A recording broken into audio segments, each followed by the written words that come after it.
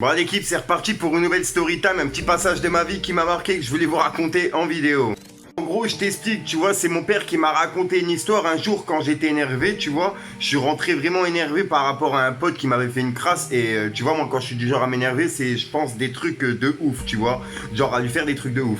Et puis mon père, pour me calmer, tu vois, il m'a raconté une histoire. Et puis bah, tu vois, je me suis posé, puis on a parlé, puis il m'a raconté l'histoire là que je vais vous raconter là justement. En gros, mon père, il m'a dit, tu vois, une fois, il était dans un bar et il buvait un verre tranquille, tu vois, tout se passait bien, quoi. Et il y a un mec qui est passé à côté, tu sais, qui a dû bousculer mon père. Et mon père, sur le coup, bah, il l'a regardé, il lui a demandé des excuses, tu vois, ou pas un simple pardon, quoi. Et le mec, il a commencé à s'échauffer, tu vois, il a dit, ouais, je vais te casser la gueule, viens, on sort dehors, etc. De là, mon père, comme il le connaît pas, tu vois, pourquoi s'attaquer à quelqu'un que tu connais pas? Donc de là, mon père, il lui dit, écoute, pose-toi 5 minutes, on boit un verre et on voit ça après. Donc de là, bah, le mec il dit ok ouais, bah, je vais te casser la gueule, ok mais vas-y ok. Donc de là mon père il lui dit pose-toi, t'inquiète, pose-toi, on boit un verre et après on ira se péter la gueule, tu vois. Donc de là mon père il lui paye un verre, tu vois. Il se paye un verre aussi. Et ensuite, ben, tu vois, il commence à discuter normalement. Et puis le mec, il continue à s'échauffer. Ouais, je vais te péter la gueule. Tu sais, il faisait le show, quoi. Et puis mon père, il lui dit attends 2 secondes, on boit un deuxième verre. Hop, il se pose et il boit un deuxième. Et ensuite, il s'ensuit un troisième. Ensuite, un quatrième, tu vois. Et ensuite, le moment où ils étaient arrachés. Tu vois ce que je veux dire? Et puis de là, bah, tu vois, le mec, il commençait à. Il était plus énervé contre mon père. Et en fait, il avait lié limite l'amitié avec mon père. Tu vois, il lui racontait ses histoires, il lui racontait ses soucis, etc. Et il était même tombé en pleurs, tu vois, il était même tombé en pleurs en lui racontant ses histoires, puisqu'il y avait des histoires avec sa femme. Et puis de là, bah, mon père, il lui dit ok, ça, il lui fait bon, bah, maintenant, on va se péter la gueule. Et puis de là, le mec, il le regarde, il lui dit ben non, je vais pas te taper. Et mon père, il lui dit bah, il y a 5 minutes, il y a 10 minutes, tu voulais me péter la gueule. Et bah, il y a 10 minutes, il y a 1 heure, tu voulais me péter la gueule, et maintenant, tu veux plus. Et puis là, le mec, il le regarde, il fait ben non, mais je vais pas te taper, t'es un gars sympa. Tu vois.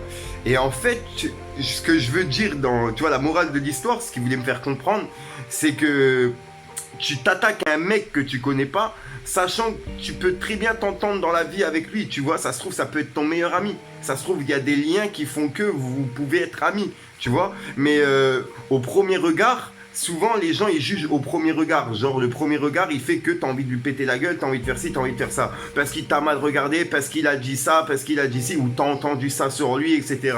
Mais il y a souvent, tu vois, les mecs là, ben c'est des mecs avec qui tu t'entends bien.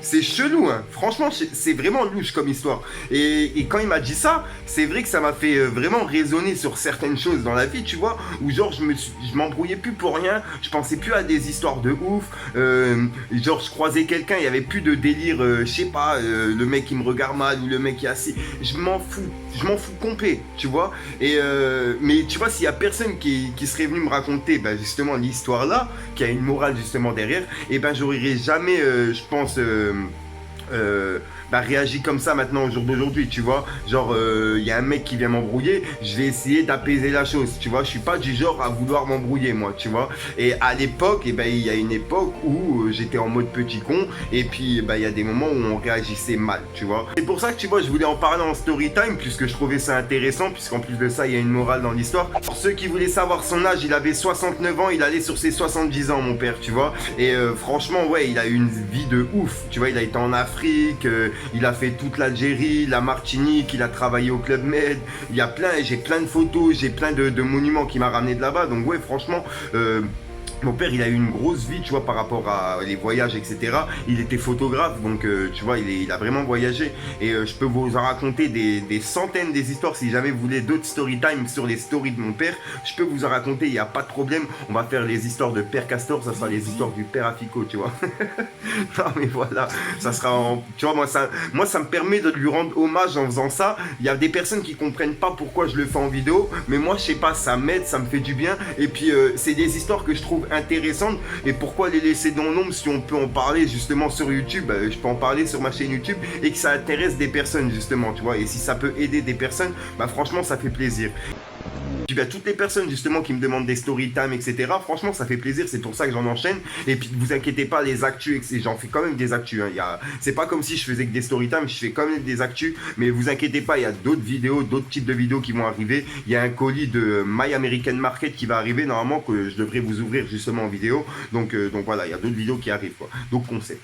Et puis voilà, bah, sinon, bah, n'hésite pas à lâcher un petit pouce bleu, tu vois, à me dire ce que t'en penses dans les commentaires et à vérifier que t'es bien abonné à la chaîne et que t'as activé la petite cloche de notification. Parce que comme tu peux le voir, j'ai pas d'heure fixe pour mes vidéos. Et puis sinon, bah, j'ai rien d'autre à rajouter. À part si tu veux venir, tu viens sur Instagram, tu vois. On a pété les 10 000 abonnés. Donc je vais la gratter, à mon avis, demain matin. Comme ça, il y a bien du monde qui a le temps de la voir, tu vois. Donc vers midi, à midi pile, je vais gratter directement la carte cadeau de 20 euros, tu vois. Puisqu'on a pété les 10 000 sur Instagram. Et puis si jamais ça vous intéresse, j'en ferai gagner une de 50 euros aux 15 000 abonnés. Donc tu vois, il y a encore 5 000 abonnés sur Instagram. Et j'en fais gagner une de 50 euros. Et puis sinon, bah, j'ai rien d'autre à rajouter. Puis je te dis à sort pour une nouvelle mine croustillante, une nouvelle vidéo, une nouvelle exclue. Et peut-être une petite story time. Putain, j'arrête pas de parler, c'est un truc de ouf. J'ai plus de salive. Est-ce qu'il y a des gens qui restent jusqu'à la fin? Eh, les feux là, je les conseille. La frappe, ça tient le gaz en plus. Puis c'est tout quoi. Puis sinon, pour allumer les pétards, hein, c'est tout. Hein, pour allumer les pétards au 14 juillet. Mais là, vous avez le temps encore. Je raconte de la merde. Hein. Bref.